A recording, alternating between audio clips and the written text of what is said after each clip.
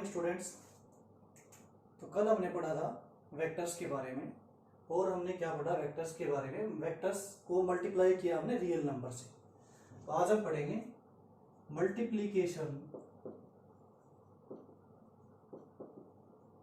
Of vector by scalar. कल हमने real number से मल्टीप्लाई किया था वेक्टर को और आज हम वेक्टर को किससे मल्टीप्लाई कर रहे हैं, स्केलर से। तो कोई भी वेक्टर कंसीडर करते हैं, ए वेक्टर, इसको अगर हम स्केलर से मल्टीप्लाई कर देते हैं, स्केलर मीन कोई भी स्केलर चीज, एस डिस्टेंस है, मास है, टाइम है, कुछ भी, तो हमने इसको मल्टीप्लाई कर दिया। तो अब ये वेक्टर जो आया है न्यू वेक्टर, ये क्या हो गया, एस ए वेक्टर। मीन्स जो ए वेक्टर था उसका मैग्नीट्यूड जो है वो एस टाइम क्या हो जाएगा, मल्टीप्लाई हो जाएगा। रियल नंबर में भी ऐसे ही था, बट रियल नंबर में जो मल्टीप्लाई होने के बाद जो चीज आती है, वेक्टर आता है, उसकी यूनिट चेंज नहीं होती। इसमें क्या है, स्केलर की यूनिट होती है और स्केलर की यूनिट होने की वजह से इस वेक्टर की यूनिट के साथ स्केलर की यूनिट मल्टीप्लाई हो जाएगी। तो जो रिजल्टेंट वेक्टर आएगा हमारे पास, न्यू वेक्टर जो आएगा स्केलर से मल्टीप्लाई करने के बाद, उसकी यूनिट जो है वो क्या हो जाएगी, चेंज। एग्जांपल, ए वेक्टर हमने लिया 100 न्यूटन, ओके, ए वेक्टर हमने क्या लिया, 100 न्यूटन, और एस जो है वो क्या लिया, 10 सेकेंड। तो ये स्केलर जो है इसको वेक्टर से मल्टीप्लाई किया हमने, तो आंसर क्या आएगा, 1000 न्यूटन सेकेंड। तो हमारे पास जो वेक्टर था ए, उसकी यूनिट क्या थी, न्यूटन, बट स्केलर से मल्टीप्लाई करने के बाद यूनिट क्या हो गई, इसकी चेंज हो गई, तो न्यूटन सेकेंड हो गई। डायरेक्शन जो है मल्टीप्लाई होने के बाद वो सेम रहेगी जैसे कि ए वेक्टर की थी। अगर हम ये लिख दें न्यूटन ड्यू वेस्ट, ये हमारी वैल्यू है वेक्टर की, और इसको स्केलर से मल्टीप्लाई कर दिया हमने, तो यहाँ पे जो वेक्टर की डायरेक्शन आएगी वो क्या आएगी, ड्यू वेस्ट, सेम आएगी। स्केलर से मल्टीप्लाई होने के बाद जो वेक्टर आया हमारा एस ए वेक्टर, उसकी डायरेक्शन क्या रहेगी, जो डायरेक्शन किसकी थी, ए वेक्टर की थी। ओके, नाउ हम पढ़ेंगे रिजल्टेंट वेक्टर क्या होता है। रिजल्टेंट वेक्टर, ओके, रिजल्टेंट किस चीज का फाइंड आउट करते हैं, जिसमें दो या दो से ज्यादा चीजें हों। तो इसमें अगर दो या दो से ज्यादा वेक्टर होंगे तो हम क्या फाइंड आउट करेंगे, रिजल्टेंट फाइंड आउट करेंगे हम लोग। तो कंसीडर कर लेते हैं हम कोई भी रिजल्टेंट, दो वेक्टर्स कंसीडर कर लेते हैं। जैसे एक वेक्टर है ए वेक्टर और एक वेक्टर है बी वेक्टर, इनका रिजल्टेंट क्या होगा। तो ये दोनों सेम डायरेक्शन में हैं, तो रिजल्टेंट में क्या होता है, जो दो वेक्टर्स हैं उनका एक, चाहे मल्टीप्लाई करें, मल्टीप्लाई करें, प्लस करें, माइनस करें, एडिशन सब्सट्रैक्शन कुछ भी करें, तो जो हमारा आंसर आएगा वो क्या होगा, उसका रिजल्टेंट होगा। कंसीडर हमने दो वेक्टर कंसीडर किए हैं यहाँ पे और उनका एडिशन करना है हमने, तो ये जो है वेक्टर्स का एडिशन कर रहे हैं, ए वेक्टर में बी वेक्टर को ऐड कर रहे हैं, तो ये दोनों क्या हैं, इंडिविजुअल वेक्टर्स हैं। ये फर्स्ट वेक्टर है और ये क्या है, सेकेंड वेक्टर है। ऐड करने के बाद हमारे पास जो भी वेक्टर आएगा, कंसीडर कर लेते हैं एक्स वेक्टर आया है, वो क्या आएगा, ए वेक्टर प्लस बी वेक्टर। तो ये जो दोनों को ऐड करने के बाद ये जो वेक्टर आया है, ये क्या है, हमारा रिजल्टेंट वेक्टर है। और वेक्टर्स का एडिशन ऐसे होता है, दोनों वेक्टर्स अगर सेम डायरेक्शन में हैं तो वेक्टर्स को हम ऐसे भी राइट कर सकते हैं कि ए वेक्टर जो है ये यहाँ तक था, ए वेक्टर यहाँ तक था, ये बी वेक्टर जो है इसको हम आगे यहाँ ऐसे लगा सकते हैं।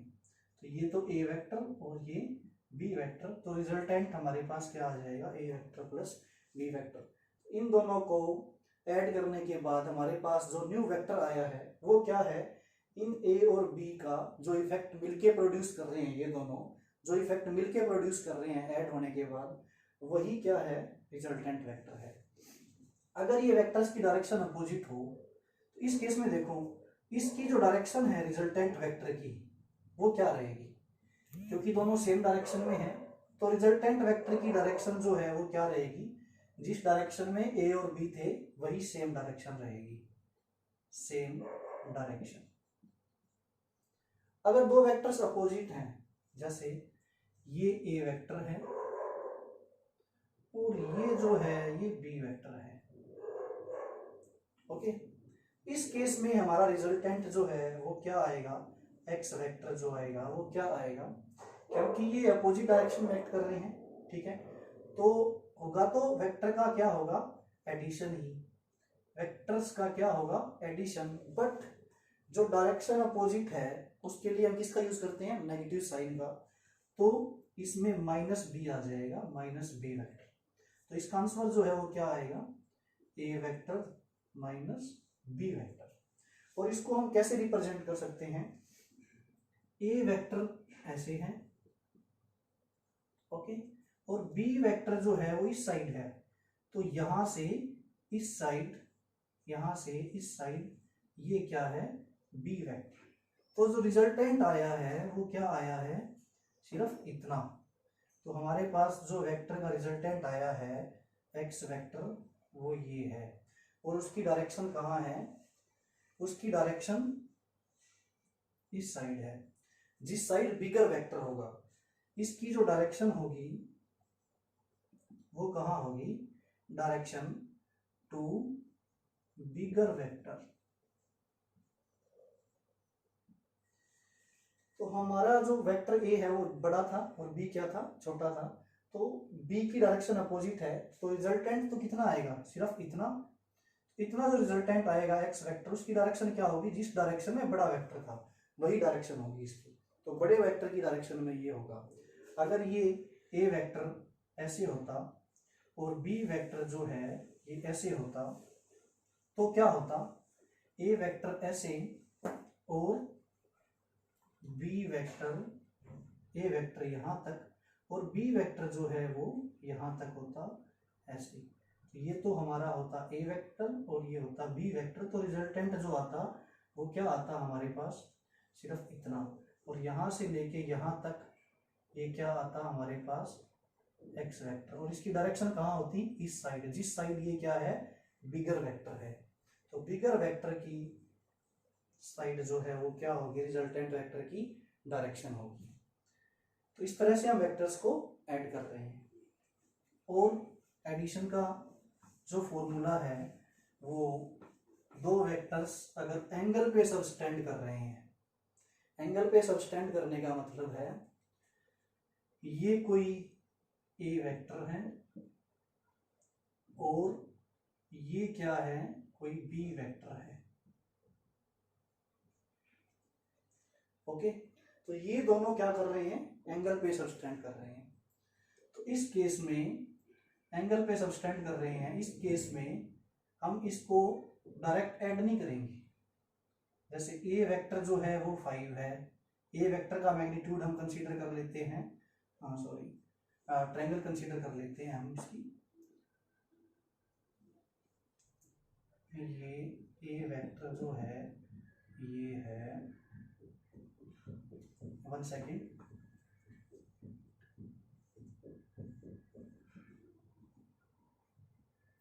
ये ए वेक्टर जो है ये है, इसका मैग्नीट्यूड 4 और जो बी वेक्टर है उसका मैग्नीट्यूड है 3। तो इस केस में हम ए वेक्टर जो है ये इस साइड और ये जो बी वेक्टर है इस साइड, इसमें क्या है, डायरेक्ट ऐड नहीं होता है, इसमें रिजल्टेंट वेक्टर जो है वो वेक्टर के लाभ से आएगा, एडिशन की।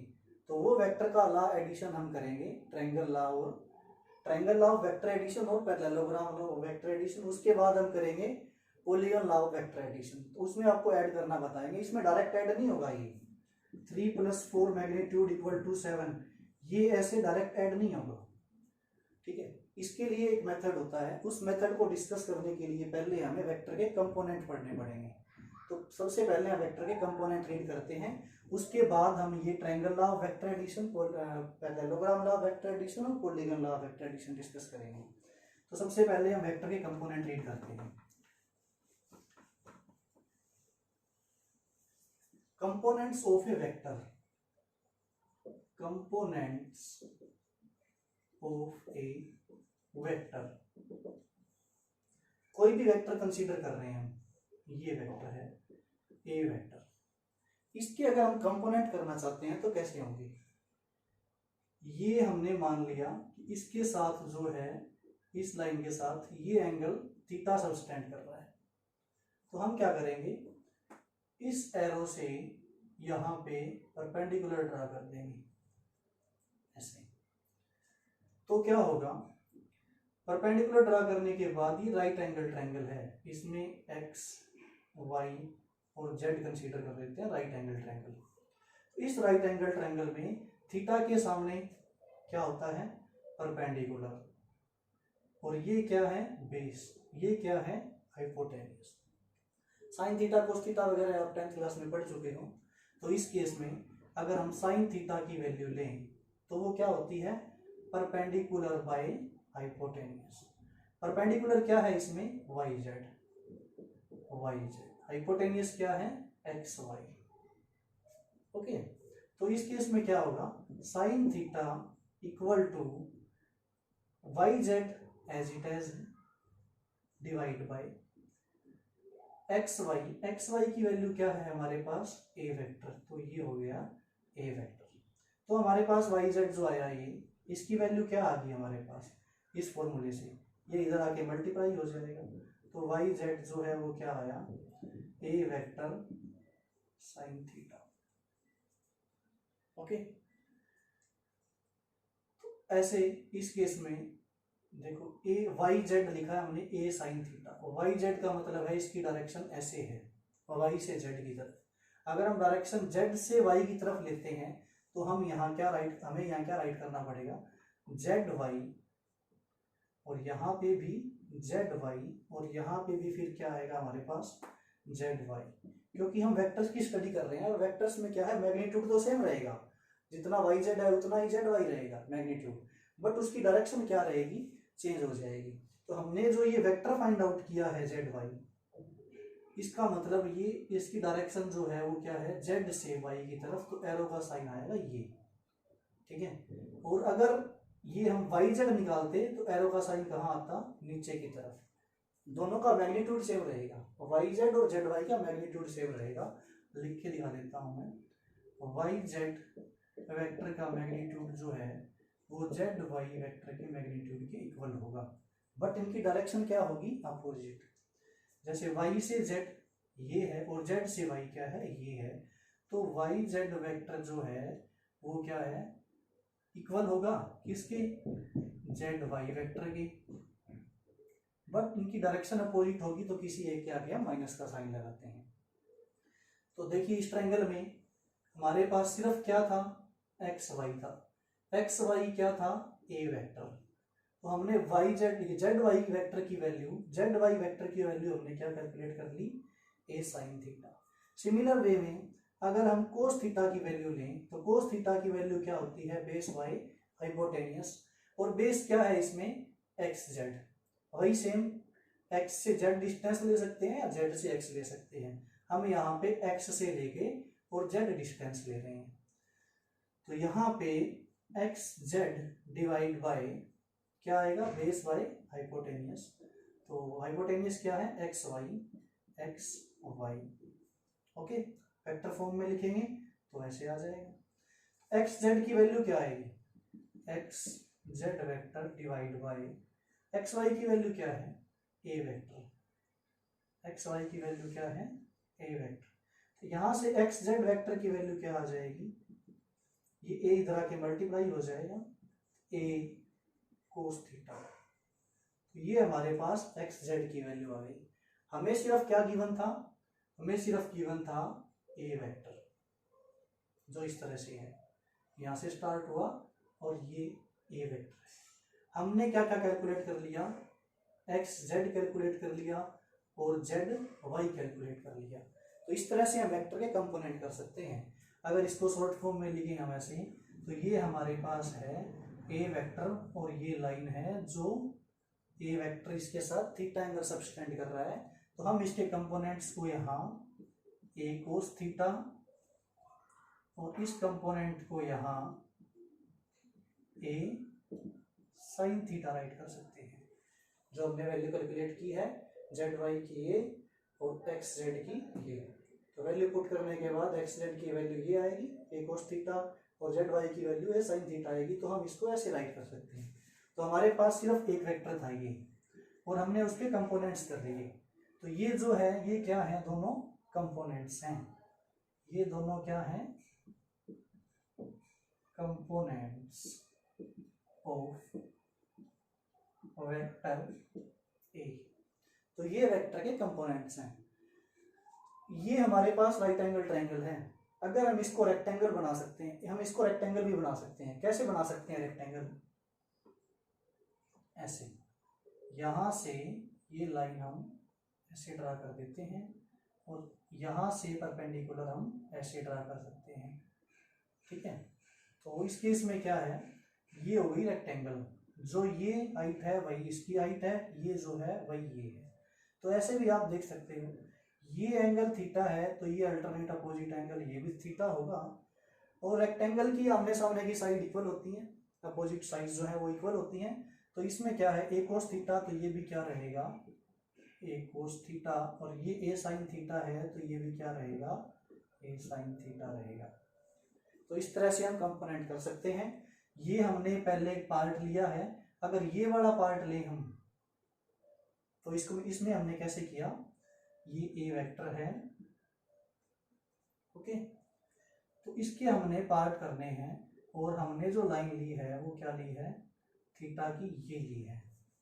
तो यहाँ पे आया है ए कोस थीटा और ये जो आया है ये क्या आया है, ए साइन थीटा कंपोनेंट, ओके। तो इस तरह से होगा ये। तो अब देखेंगे कोई भी वेक्टर है उसके कंपोनेंट कैसे करेंगे। जैसे न्यूमेरिकल्स में डायग्राम आते हैं, कॉम्प्लेक्स डायग्राम्स आते हैं, तो उसमें केस में क्या है, जैसे हमने कंसीडर कर लिया ये वेक्टर है ए और ये लाइन जो है कोई भी गिवन है और ये एंगल थीटा है। इसके कंपोनेंट कैसे करेंगे अगर ऐसा डायग्राम गिवन है, तो बिल्कुल इजी है कंपोनेंट करने। ये ए है और ये थीटा है, थीटा के साथ जो लाइन है दूसरी ये लाइन, ये ऑलवेज क्या होगी, कोस थीटा की लाइन।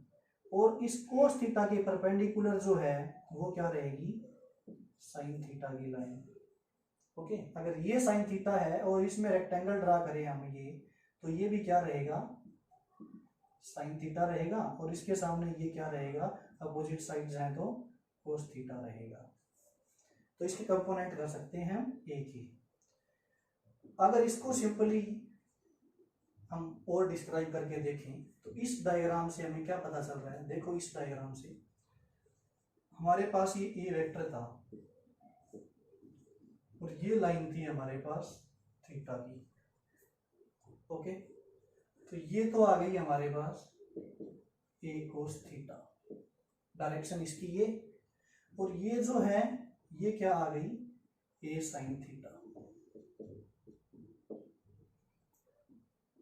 ये आ गई हमारे पास, ठीक है। इस केस में ये ऐसे डायरेक्शन आएगी और ये इसका रिजल्टेंट होगा। तो इस डायग्राम में हमने ए के कंपोनेंट किए, ए कोस थीटा ए साइन थीटा, फिर हमने रेक्टेंगल बना के ए साइन थीटा लिख दिया और ये कोस थीटा लिख दिया। तो इसको हम ऐसे भी लिख सकते हैं डायरेक्ट, ये ए था, ये लाइन थी और ये थीटा गिवन था, तो ये ए कोस थीटा और ये ए साइन थीटा। तो देखो हमने ए के कंपोनेंट कर दिए, ए कोस थीटा और ए साइन थीटा। जो डायरेक्ट रिजल्ट आपको याद रखना है वो क्या है कि ये ए वेक्टर जो है जिस लाइन के साथ, इस लाइन के साथ थीटा बना रहा है, तो यहाँ पे हमेशा कौन सा कंपोनेंट आएगा, कोस का कंपोनेंट आएगा। और इस कोस के परपेंडिकुलर जो है वो क्या कंपोनेंट आएगा, साइन का कंपोनेंट आएगा। परपेंडिकुलर जो है वो ऑलवेज कोस के क्या आएगा, साइन का कंपोनेंट आएगा। और ध्यान रखना कि साइन और कोस के बीच में रहेगा ये ए, रिजल्टेंट वेक्टर जो है वो साइन और कोस के बीच में रहेगा। इस केस में भी आप देख सकते हो हमें सिर्फ ए वेक्टर गिवन था ये, ओके, ए वेक्टर गिवन था ये, तो इस लाइन के साथ एंगल थीटा गिवन था, तो हमने इस लाइन के साथ तो इसको लिख दिया ए कोस थीटा, और इस लाइन के परपेंडिकुलर ये इधर ये इधर हमने लिख दिया ए साइन थीटा, और ए जो है रिजल्टेंट वो कहाँ रहेगा, साइन और कोस के बीच में रहेगा। ओके, ए वेक्टर के साथ वाली लाइन जो है वो थीटा बना रही है, तो थीटा के साथ, ए के साथ जो थीटा वाली लाइन है उस पर हमेशा क्या आएगा, कोस आएगा, और उसके परपेंडिकुलर क्या आएगा, साइन आएगा, और ए हमेशा कहाँ रहेगा, बीच में रहेगा। तो इसको हम ऐसे हटा भी सकते हैं, ये लो। तो जैसे ये डायग्राम था वैसे ही ये डायग्राम है कंपोनेंट करने। न्यूमेरिकल्स में ये बहुत आते हैं कंपोनेंट्स करने। अब आपको मैं अगर एग्जांपल दूं ऐसे कि ये लाइन है ए वेक्टर की और ये एंगल थीटा गिवन है, इसके कंपोनेंट कैसे करेंगे। ये ए वेक्टर गिवन है, ये थीटा इस लाइन के साथ है, जिस लाइन के साथ है वहां पे कौन सा कंपोनेंट आता है, कोस का कंपोनेंट। तो ए वेक्टर कोस थीटा, और कोस के परपेंडिकुलर क्या आता है, साइन का कंपोनेंट आता है। और कोस और साइन परपेंडिकुलर है आपस में, और ए जो है वो कहाँ रहता है, रिजल्टेंट इनके बीच में रहता है। तो ऐसे हम क्या करेंगे, इसके कंपोनेंट करेंगे। ओके, अब कोई भी और एग्जांपल ले लेते हैं हम, जैसे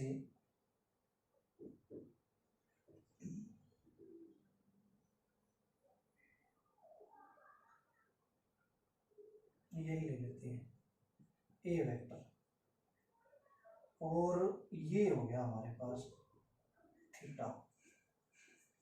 इस केस में क्या होगा, ये ए वेक्टर है और ये इस लाइन के साथ थीटा बन रहा है। तो जो वेक्टर जिस लाइन के साथ थीटा बना रहा है वहां पे कौन सा कंपोनेंट आएगा, कोस कंपोनेंट आएगा। तो ये आ जाएगा हमारे पास ए कोस थीटा, और इस कोस के परपेंडिकुलर जो है वो क्या हो जाएगा, साइन का कंपोनेंट हो जाएगा ए साइन थीटा। तो हमने ए के कंपोनेंट कर दिए, ए कोस थीटा और ए साइन थीटा। तो इससे पहले जो हम वेक्टर का एडिशन पढ़ रहे थे, जिसमें दो वेक्टर के एंगल से सबटेंड है थीटा से, और डायरेक्ट ऐड नहीं करेंगे, उस केस में हम जो triangle law of vector addition है उस केस में हम ये कंपोनेंट का यूज करेंगे। वेक्टर्स के कंपोनेंट कैसे होते हैं, वेक्टर्स के कंपोनेंट कैसे होते हैं, ठीक है, ये वेक्टर्स के कंपोनेंट कैसे होते हैं, इस चीज का हम क्या करेंगे, यूज करेंगे ट्रायंगल ऑफ वेक्टर एडिशन में। तो अब हम देखते हैं वेक्टर एडिशन ट्रायंगल का क्या है। अगर आपको ये कंपोनेंट करने समझ में आ गए हो तो नाउ ये कंपोनेंट बहुत इंपॉर्टेंट है, ये न्यूमेरिकल्स में आएंगे कंपोनेंट, इनके बिना तुम आंसर नहीं निकाल सकते रिजल्टेंट का। अब हम पढ़ते हैं triangle law of vector addition. Okay, तो कोई भी दो वेक्टर्स हैं, ये ए वेक्टर और ये है कोई बी वेक्टर, ठीक है, ए वेक्टर और बी वेक्टर, इन दोनों में एंगल है। एंगल कैसे है, अगर इस लाइन को हम आगे बढ़ा दें ऐसे, तो ये जो एंगल आता है हमारे पास, ये एंगल आता है थीटा। Got it. नाउ इस लाइन से यहां पे परपेंडिकुलर ड्रा करें अगर हम, ठीक है, तो ये कोई भी पॉइंट्स कंसीडर कर लेते हैं, ये O, ये X, ये Y और ये Z। तो इसमें ट्रायंगल कैसे बनेगी, ये बी वेक्टर मैं यहां राइट कर देता हूं, बी वेक्टर, ये हो गई हमारी ट्रायंगल। तो इस केस में ये ए वेक्टर बी वेक्टर के साथ क्या सबटेंड कर रहा है, एंगल सबटेंड कर रहा है। ओके, पैरेललोग्राम लॉ में भी यही सेम चीज यूज होगी, उसमें बिल्कुल अलग नहीं है, बिल्कुल थोड़ा सा डिफरेंस है। तो पहले हम ट्रायंगल लॉ करते हैं। इस ट्रायंगल में जो हमने ये परपेंडिकुलर ड्रा किया है, ठीक है, ये बी वेक्टर है, बी वेक्टर, तो ये थीटा एंगल सबटेंड कर रहा है इस लाइन के साथ, मीन एक्स जेड के साथ, तो आपको पता है एक्स जेड वेक्टर जो है वो क्या आएगा, अगर ये बी है तो एक्स जेड वेक्टर क्या आएगा, थीटा एंगल सबटेंड कर रहा है तो अभी हमने कंपोनेंट वेक्टर में रीड किया है, क्या आएगा यहाँ पे, जिसके साथ थीटा बन रहा है इस लाइन के साथ ये बी जो है थीटा बना रहा है, तो यहाँ पे क्या आएगा, बी वेक्टर कोस थीटा आएगा, और कोस के परपेंडिकुलर यहाँ पे ये जो होता है ये क्या होता है, साइन थीटा, तो ये आएगा बी वेक्टर साइन थीटा। तो जेड एक्स की वैल्यू जो है, एक्स जेड की वैल्यू क्या आई है, एक्स जेड की वैल्यू क्या आई है, बी कोस थीटा, और जेड वाई की वैल्यू जो है, जेड वाई वेक्टर की वैल्यू जो है वो क्या आई है, बी साइन थीटा। ये हमने अभी कंपोनेंट पढ़े हैं उनमें से है, तो ये आपको समझ में आ गया होगा, ठीक है। अब ट्रायंगल जो है हमारे पास, right angle triangle, right angle triangle जो है, ठीक है, वो कौन सी है हमारे पास, O Z Y, O Z Y, right angle triangle का सिंबल ये होता है, तो राइट एंगल ट्रायंगल है ओ जेड वाई। इस केस में रिजल्टेंट फाइंड आउट करते हैं हम, ठीक है, तो कैसे रिजल्टेंट फाइंड आउट करेंगे, वैसे triangle law of vector addition में आपको पहले रिजल्टेंट बता देता हूं क्या होती है theorem. If two vectors are acting at a point, ये कोई पॉइंट है यहाँ पे, ठीक है, अब two vectors are acting at a point, ये भी पॉइंट ले सकते हैं, ठीक है, इस केस में parallelogram law of vector addition होगा, जो आगे वाला टॉपिक है बिल्कुल सेम इसी की तरह है और वो तुम्हें खुद करना है। तो उस केस में क्या होगा, यहाँ से ये जो बी है ये ऐसे ही इस ट्रायंगल को ये डबल कर देते हैं इस ट्रायंगल का, तो ये जो है ऐसे हो जाएगा समवट ऐसे। अगर ये बी है तो ये भी क्या रहेगा, बी रहेगा, और ये ए है तो ये भी क्या रहेगा, ए रहेगा। अब ए और बी के बीच में कितना एंगल है, थीटा, तो यहाँ भी ए और बी के बीच में कितना एंगल रहेगा, ये एंगल जो रहेगा ये एंगल क्या रहेगा, थीटा रहेगा, ठीक है। तो हम ट्रायंगल ले सकते हैं ये ओ एक्स वाई भी ले सकते हैं, ओ और ये कुछ भी ले लेते हैं के, ओ के वाई भी ले सकते हैं। ट्रायंगल लॉ में क्या है, इस पॉइंट पे दो वेक्टर एक्ट कर रहे हैं, ए वेक्टर और बी वेक्टर, ठीक है।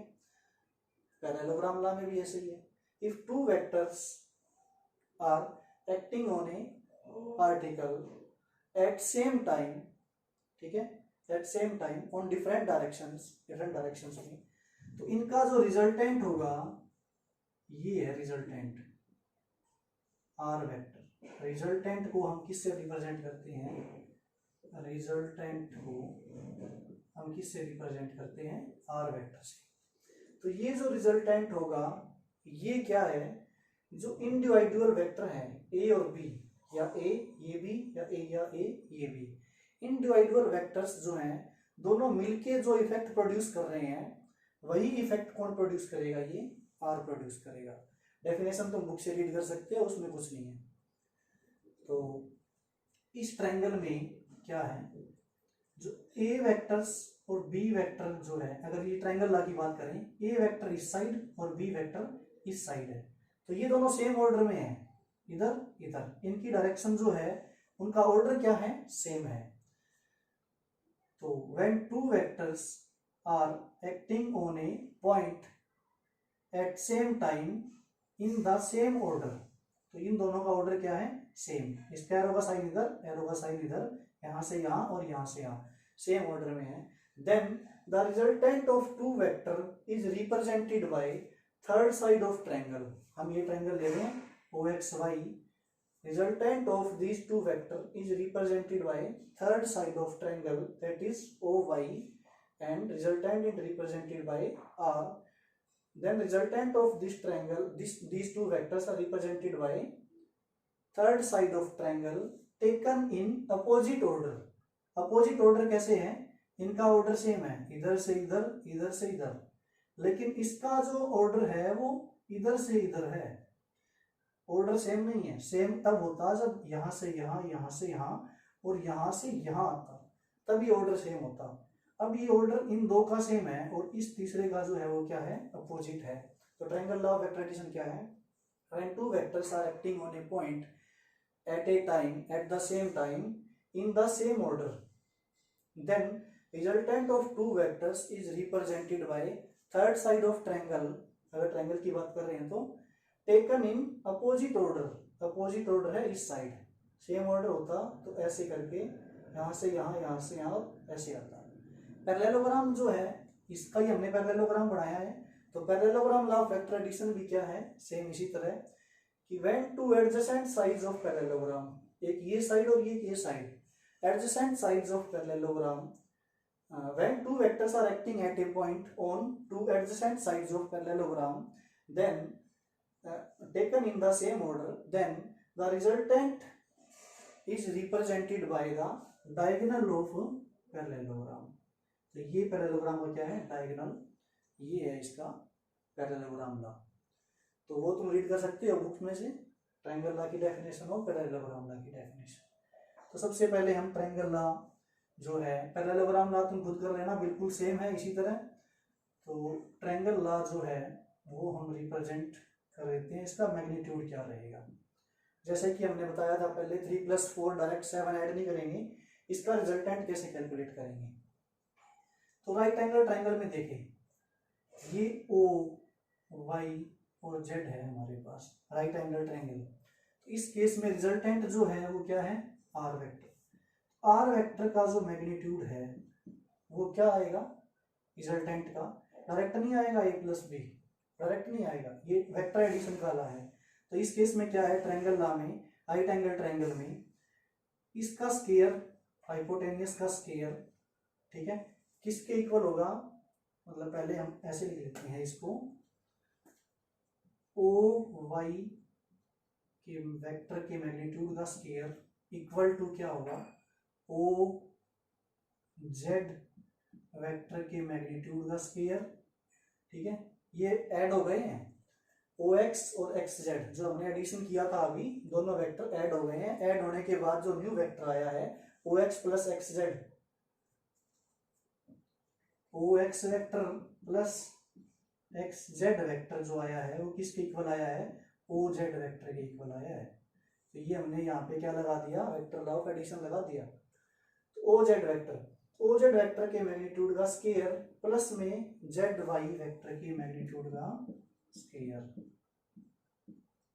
तो ये हमने पाइथागोरस थ्योरम अप्लाई कर दी इस राइट एंगल ट्रायंगल में। नाउ ओ वाई वेक्टर जो है वो क्या है, आर वेक्टर। तो आर वेक्टर का मैग्नीट्यूड का square equal to O Z की वैल्यू ये आएगी। तो यहाँ से हम देख सकते हैं, यहाँ से हम क्या देखेंगे, ओ एक्स क्या है, A vector, plus X Z क्या है, एक्स जेड की वैल्यू क्या है, B cos theta, okay, equal to O Z vector. ये है हमारा ओ जेड वेक्टर।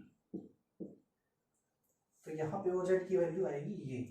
अगर हम मैग्नीट्यूड का स्क्वायर ले रहे हैं तो इसमें क्या आएगा, ए वेक्टर का मैग्नीट्यूड प्लस बी वेक्टर का मैग्नीट्यूड कोस थीटा का स्क्वायर। ठीक है, ये हमने यहाँ पुट कर दिया ओ जेड की वैल्यू, प्लस में जेड वाई क्या है हमारे पास, बी वेक्टर साइन थीटा। तो मैग्नीट्यूड की टर्म में बी वेक्टर का मैग्नीट्यूड साइन थीटा है और इसका क्या है, स्क्वायर। तो रिजल्टेंट जो है आर मैग्नीट्यूड का स्क्वायर क्या आया है, ये आया है। अब इसको सॉल्व करते हैं, क्या आता है, ए वेक्टर के मैग्नीट्यूड का स्क्वायर हम देखो डायरेक्ट लिख रहे हैं। ए वेक्टर का मैग्नीट्यूड जो है उसको डायरेक्ट क्या लिख सकते हैं, ए लिख सकते हैं। तो मैं यहाँ पे डायरेक्ट लिख रहा हूँ, A square plus B square cos square theta plus 2ab cos theta. हमने इसका स्क्वायर ओपन कर दिया, x + y का whole square, X square plus Y का स्क्वायर प्लस 2xy। ठीक है, तो 2 × x और y की वैल्यू क्या है, b कोस थीटा, प्लस में इसका स्क्वायर क्या आ जाएगा, B square sine square theta आ जाएगा।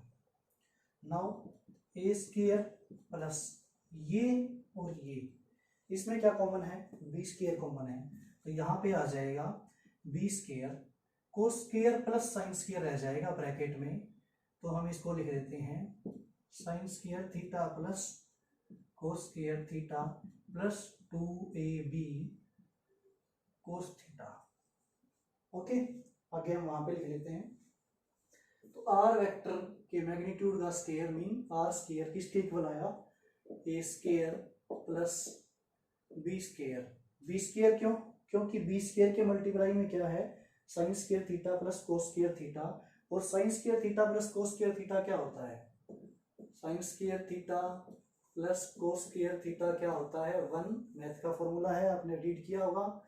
तो यहाँ पे A square plus B square आ गया, प्लस में क्या आया 2ab कोस थीटा आया। नाउ हमें रिजल्टेंट चाहिए आर, तो आर क्या आएगा, इस सब का under root A square plus B square plus 2ab cos theta, ये आया इसका रिजल्टेंट। तो ये डायरेक्ट ऐड नहीं हुए, तो ये रिजल्टेंट का क्या है, फॉर्मूला है। जो रिजल्टेंट वेक्टर आया है उसका मैग्नीट्यूड जो है आर है, उसका फॉर्मूला है ये। जबकि vector law of addition triangle का जो है उसमें रिजल्टेंट वेक्टर की फॉर्म में लिखेंगे तो डायरेक्ट क्या होगा, ए वेक्टर प्लस बी वेक्टर, क्योंकि ये दो वेक्टर जो है सेम ऑर्डर में है, इधर इधर ऑर्डर सेम है, तो इनका जो एडिशन है वो ट्रायंगल की जो थर्ड साइड है, थर्ड साइड में अपोजिट ऑर्डर है, ऐसे नहीं है, अपोजिट ऑर्डर है, तो वो अपोजिट ऑर्डर के बराबर होता है, थर्ड साइड इक्वल होता है। तो ये तो वेक्टर फॉर्म में है, और इसका जो मैग्नीट्यूड है वो कैसे आएगा, इस फॉर्मूले से आएगा जो हमने ये डिराइव किया है। तो ये रिजल्टेंट वेक्टर का मैग्नीट्यूड है। नाउ हमने अभी पहले केस लिया था, एक एग्जांपल लिया था राइट एंगल ट्रायंगल का, राइट एंगल ट्रायंगल का। इस केस में हमने ए वेक्टर का मैग्नीट्यूड लिया 4 लिया था, और बी वेक्टर का मैग्नीट्यूड जो है वो क्या लिया था 3। ए वेक्टर इधर, बी वेक्टर इधर, तो रिजल्टेंट वेक्टर जो है आर वो कहाँ आएगा, इधर आएगा अपोजिट डायरेक्शन में। तो वो 3 + 4 डायरेक्ट नहीं होगा 7, ये नहीं होगा। उस केस में क्या होगा, ये फॉर्मूला लगेगा रिजल्टेंट का। जो रिजल्टेंट आएगा मैग्नीट्यूड इसका वो 3 + 4 नहीं आएगा 7, वो क्या आएगा इस फॉर्मूले से। इस फॉर्मूले से क्या है, देखो ए वेक्टर और बी वेक्टर में एंगल कितना है 90। इसको तुम रेक्टेंगल भी बना सकते हो, ऐसे रेक्टेंगल भी बना सकते हो। अगर ये बी है तो ये भी क्या होगा बी, तो ये ए और इस बी में कितना होगा एंगल 90 होगा। तो यहाँ पे ए का स्क्वायर मीन 4 का स्क्वायर प्लस बी का स्क्वायर मीन 3 का स्क्वायर प्लस 2ab, ए की वैल्यू 4 बी की वैल्यू 3 कोस 90 डिग्री, क्योंकि ए और बी के बीच में एंगल क्या है 90 डिग्री। तो इसका रिजल्टेंट मैग्नीट्यूड जो आएगा वो क्या आएगा 3 + 4 नहीं आएगा, वो इस फॉर्मूले से आएगा। 4 का स्क्वायर 16 प्लस 3 का स्क्वायर 9 प्लस 2 × 4 × 3 × कोस 90 की वैल्यू क्या है 0। तो ये सब क्या हो जाएगा 0 हो जाएगा। तो इस केस में ये क्या आएगा 25 का अंडर रूट क्या आएगा 5। तो राइट एंगल ट्रायंगल में तुम पाइथागोरस थ्योरम लगा के डायरेक्ट निकालते हो 3 का स्क्वायर प्लस 4 का स्क्वायर का under root, but vector addition में इस फॉर्मूले से ऐड होगा। वो डिपेंड करता है थीटा की वैल्यू क्या है। Okay, got it. तो ये आपके पैरेललोग्राम लॉ वेक्टर एडिशन में भी यूज होगा और यहाँ भी यूज होगा। नाउ जो रिजल्टेंट है उसकी डायरेक्शन क्या है, हमने पैरेललोग्राम लॉ में भी ऐसे ही किया कि ये बी वेक्टर लिया और ये एंगल ए और बी के बीच में लिया एंगल थीटा, जैसे ए वेक्टर और बी वेक्टर के बीच में लिया एंगल थीटा। तो रिजल्टेंट तो ये हुआ हमारा। तो रिजल्टेंट जो है वो कितना एंगल बनाएगा बीटा। रिजल्टेंट का एंगल कंसीडर कर लेते हैं बीटा, या फिर अल्फा भी कंसीडर कर सकते हैं, ठीक है। तो अल्फा बीटा गामा कुछ भी कंसीडर करें, रिजल्टेंट वेक्टर जो है इस लाइन के साथ क्या बना रहा है एंगल ये बना रहा है। तो रिजल्टेंट का मैग्नीट्यूड तो हमने निकाल दिया, बट रिजल्टेंट की डायरेक्शन कैसे कैलकुलेट करेंगे। तो डायरेक्शन आपको पता है, पहले पढ़ चुके हो तुम फर्स्ट सेकंड चैप्टर में काइनेमेटिक्स के, कि डायरेक्शन जो है वो कौन देता है, टेंजेंट थीटा। ओके, तो टेंजेंट थीटा की वैल्यू क्या है, यहाँ पे जो रिजल्टेंट एंगल बना रहा है वो क्या है, बीटा, तो यहाँ पे डायरेक्शन जो है वो क्या आएगी, टेंजेंट बीटा। और टेंजेंट इस ट्रायंगल में क्या है, बीटा के सामने क्या है, परपेंडिकुलर, ये हाइपोटेनियस है और ये क्या है, बेस। तो टेन की वैल्यू क्या होती है, परपेंडिकुलर बाय बेस, तो परपेंडिकुलर हमारा है बी साइन थीटा, तो यहाँ पे क्या आएगा, बी साइन थीटा। ओके, और बेस क्या है हमारा, ये ओजेड, ओजेड की वैल्यू हमने क्या ली थी, ए प्लस बी कोस थीटा, तो यहाँ पे क्या आएगा, A plus B cos theta. तो यहाँ से बीटा की वैल्यू जो है वो क्या आ जाएगी, टेन इनवर्स, टेन उधर चला गया, ये आ जाएगा B sine theta divide by A plus B cos theta. ये जो है एंगल आ गया बीटा हमारे पास, कि इस लाइन के साथ रिजल्टेंट जो है वो इतने एंगल पे सबटेंड है, डायरेक्शन बता देगा। टेंजेंट बीटा क्या बता रहा है, रिजल्टेंट की डायरेक्शन को बता रहा है। तो ये हमारे पास डायरेक्शन का फॉर्मूला है यहाँ पे।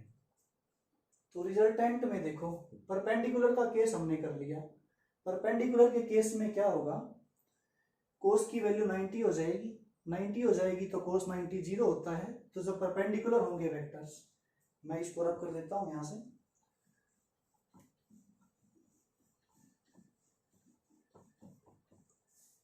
तो फर्स्ट केस हमने लिया परपेंडिकुलर का, जब ए वेक्टर परपेंडिकुलर होगा बी वेक्टर के, तो इस फॉर्मूले से हमारे पास आर की वैल्यू जो है वो क्या आएगी, ए स्क्वायर प्लस बी स्क्वायर आएगी, क्योंकि कोस 90 की वैल्यू क्या हो जाएगी, यहाँ पे 0 हो जाएगी।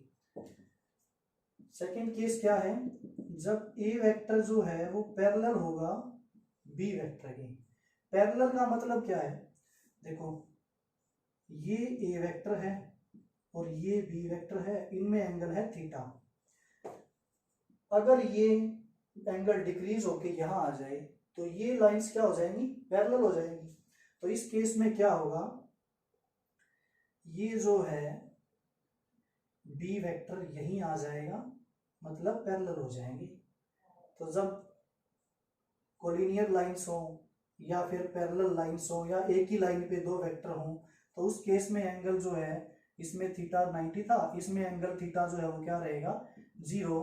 तो आर का जो फॉर्मूला आएगा वो क्या आएगा, इस फॉर्मूले से आर का फॉर्मूला क्या आएगा, यहाँ पे A square plus B square plus 2ab cos 0 degree.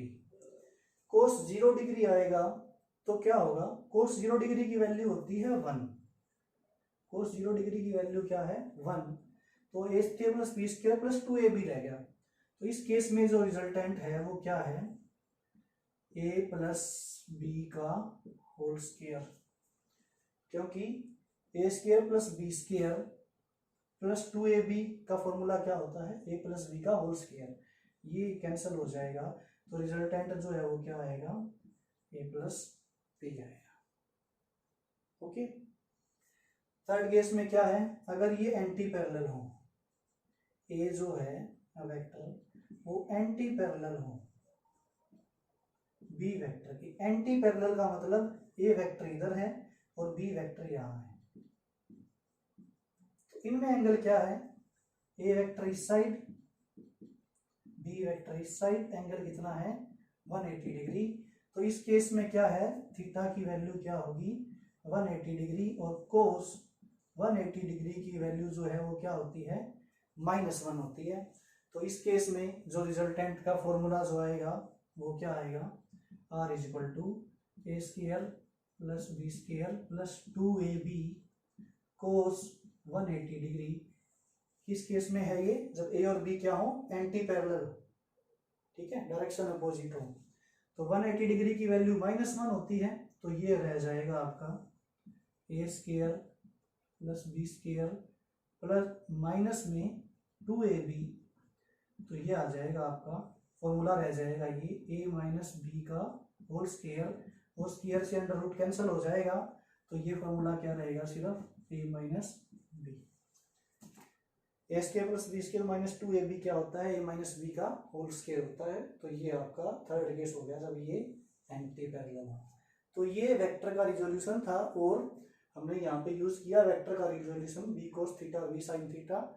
और ये ट्रायंगल लॉ वेक्टर एडिशन है, पैरेललोग्राम लॉ वेक्टर एडिशन की डेफिनेशन बता दी है, बुक से कर लेना और उस पर